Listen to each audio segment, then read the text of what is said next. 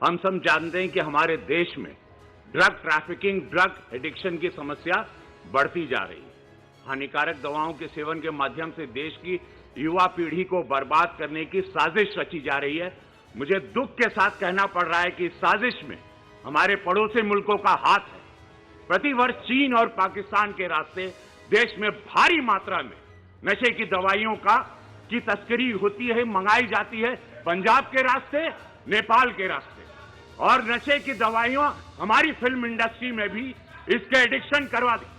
Sir, people who have made their name in this film industry have called it a gutter.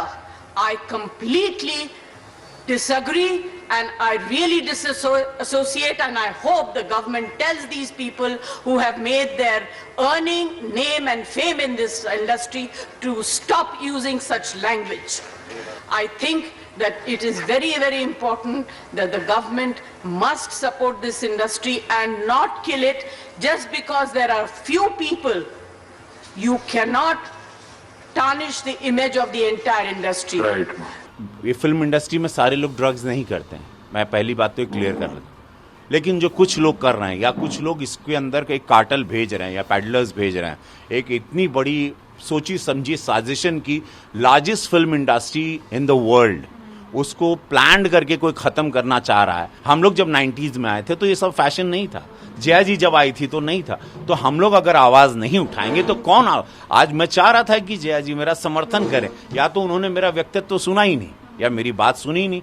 Industry को बचाने की बात, युवाओं को बचाने, कल मेरे बच्चे भी आएंगे तो किस माहौल में आएंगे, कल आप भी जाना चाहोगी तो किस माहौल में जाओगी, कल जया जी का परिवार जाना चाहेगा, तो हम लोग कौन सा माहौल दे रहे हैं। We have to protect a industry. ये इंडस्ट्री से हम लोग बिलोंग करते हैं, हम लोग पार्लियामेंट में। अगर इंडस्ट्री की आवाज, और मैंने पहले भी इंडस्ट्री की आवाज उठाई है, मैंने कलाकारों के भविष्य के लिए भी आवाज उठाई है कि उनके बुढ़ापे में उनको पैसे नहीं मिलते, वो आवाज आज तक कोई कलाकार नहीं उठाया।